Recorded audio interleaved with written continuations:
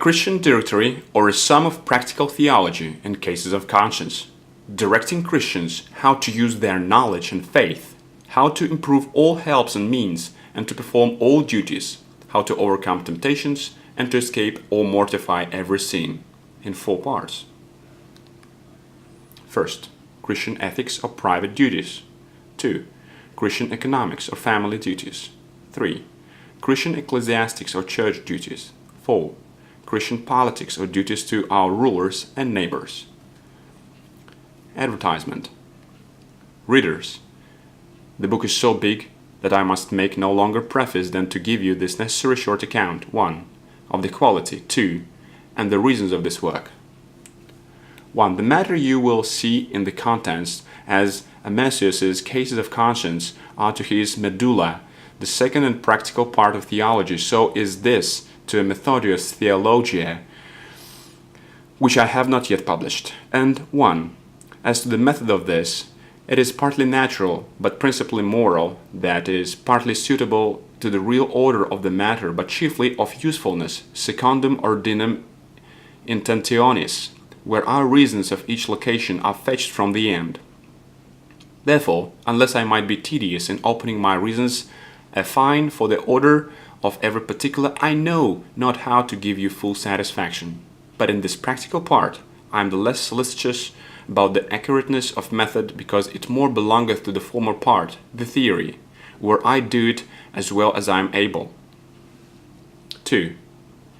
This book was written in 1664 and 1665, except the ecclesiastic cases of conscience and a few sheets since added. And since the writing of it, some invitations drew me to publish my reasons of the Christian religion, my life of faith, and directions for weak Christians, by which the work of the 2 first chapters here is more fully done, and therefore I was inclined here to leave them out, and for the use of such families as may have this without the other, I forbore to dismember it. 3. But there is great disproportion between the several parts of the book. 1. The first part is largest, because I thought that the heart must be kept with greatest diligence, and that if the tree be good, the fruit will be good. And I remember Paul's counsel, take heed unto thyself and unto the doctrine, continue in them, for in doing this thou shalt both save thyself and them that hear thee. 1 Timothy 4:16. Nothing is well done by him that beginneth not at home. As the man is, so is his strength and work. 2. The 2 first chapters are too coarse and tedious for those of the high form who may pass them over, but the rest must be spoken to whom that is unprofitable which is most suitable and pleasant to more exercised and accurate wits. The grand directions are but the explications of the essentials of Christianity, or of the baptismal covenant, even of our relation duties to God, the Father, Son, in several parts of his relation, and of the Holy Ghost. The doctrine of temptations is handled with brevity because they are so numerous, lest a due amplification should have swelled the book too much, when a small part of the number maketh up so much of Mr. John Downame's great and excellent treatise called The Christian Warfare. The great radical sins are handled more largely than seemeth proportionable to the rest, because all die when they are dead. And I am large about redeeming time, because therein the sum of a holy, obedient life is included. And then they say, 4. And then they say, why call you that a sum of practical theology, which is but the directing part, and leaveth out the explication, reasons, various uses, marks, motives, etc.? I answer, 1. Had I intended sermon-wise to say all that might well be said on each subject, it would have made many volumes as big as this. 2. Where I thought them needful, the explication of each duty and sin is added, with marks, contraries, counterfeits, motives, etc., and uses are easily added by an ordinary reader without my naming them. 5. I do especially desire you to observe that the resolving of practical cases of conscience and the reducing of theoretical knowledge into serious Christian practice and promoting a skillful facility in the faithful exercise of universal obedience and holiness of heart and life is the great work of this treatise, and that where I thought it needful, the cases are reduced to express questions and answers. But had I done so by all, many such volumes would have been too little, and therefore I thought the directing way most brief and fit for Christian practice. For if you mark them, you will find few directions in the book which may not pass for the answer of an implied question or case of conscience. And when I have given you the answer in a direction, an ingenious reader can tell what question it is that is answered. And so many hundred cases are here resolved, especially in the two first parts, which are not interrogatively named. 6. And I must do myself the right as to notify the reader that this treatise was written when I was, for not subscribing, declaring, etc., forbidden by the law to preach, and when I had been long separated far from my library and from all books, saving an inconsiderable parcel which wandered with me where I went, by which means this book hath two defects. 1. It hath no cases of conscience, but what my bare memory brought to hand, and cases are so innumerable that it is far harder, methinks, to remember them than to answer them, whereby it came to pass that some of the ecclesiastical cases are put out of their proper place, because I could not seasonably remember them, for I had no one casuist but Amesius with me.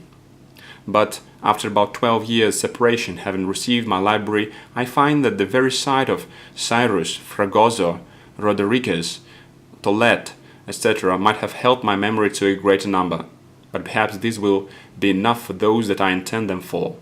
2. And by the same cause, the margin is unfurnished of such citations as are accounted an ornament, and in some cases are very useful. The scraps inserted out of my few trivial books at hand being so mean as that I am well content, except about monarchy, part 4, that the reader pass them by as not worthy of his notice. And it is like that the absence of books will appear to the reader's loss in the materials of the treatise. But I shall have this advantage by it, that he will not accuse me as a plagiary, and it may be some little advantage to him that he hath no transcript of any man's books which he had before, but the product of some experience, with a naked, unbiased perception of the matter of things themselves. 7. Note also that the third and fourth parts are very much defective of what they should contain about the power and government of God's officers in church and state, of which no readers will expect a reason but strangers, whose expectations I may not satisfy.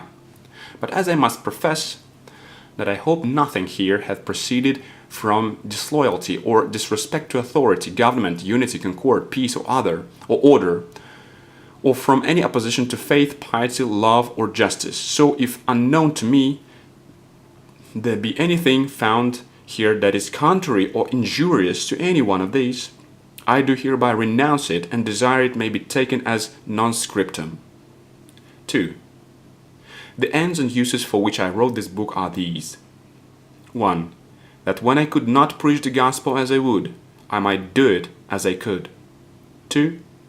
That 3 sorts might have the benefit as followeth. 1.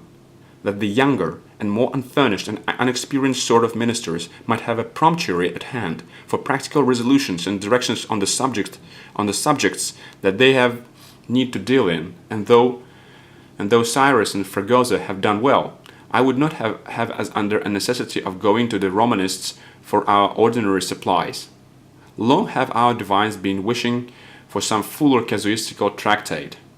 Perkins began well, Bishop Sanderson hath done excellently, De Juramento, Amesius hath exceeded all, though briefly. Mr. David Dixon hath put more of our English cases about the state of sanctification into Latin than ever was done before him. Bishop Jeremy Taylor hath in 2 folios but begun the copious performance of the work.